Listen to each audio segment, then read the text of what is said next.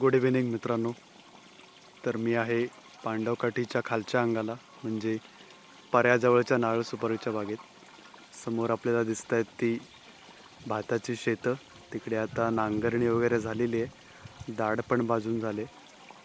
आणि समोर तो जो दिसतोय तो आहे वडदचा डोंगर. त्याच्यानंतर हे जे मोठं झाड दिसतंय ते जांभळाचं, त्याच्याच मागे रायवळ आंब्याचं एक आहे. तर इथून आपली हद्द सुरू होते पर्याच्या उजव्या अंगाला. तर तिकडे दिसतात ती आहेत रातांब्याची मोठी झाडं, त्याच्यामागे माड ही आतमध्ये दिसते आपली पोफळीची बाग.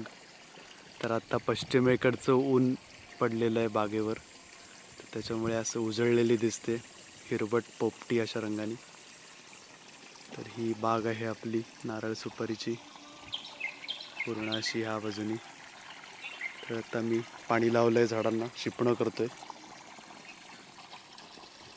तिकडे खाली दिसते ते फणसाचं झाड, ही आपली इंटरनेटची केबल. माड भरपूर लागलाय. तर असं एकंदरीत संध्याकाळचं माझं रुटीन असतं, कधी या खाली, कधी वर, कधी मध्ये. तर असा मस्त संध्याकाळचा माहोल आहे, एकदम निरभ्र आकाश बघा, एकही ढग नाही आहे, निळं भोर. त्याच्यामुळे काल रात्री मस्तपैकी थंडी पडली होती, सकाळी एक 18-19 टेम्परेचर होतं. आज पण बहुतेक रात्री गारवा असेल, सकाळी थंडी पडेल.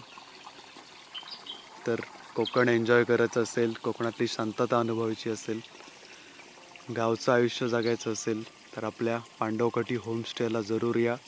अधिक माहितीसाठी माझं प्रोफाईल चेक करा. थँक्यू. Bye bye.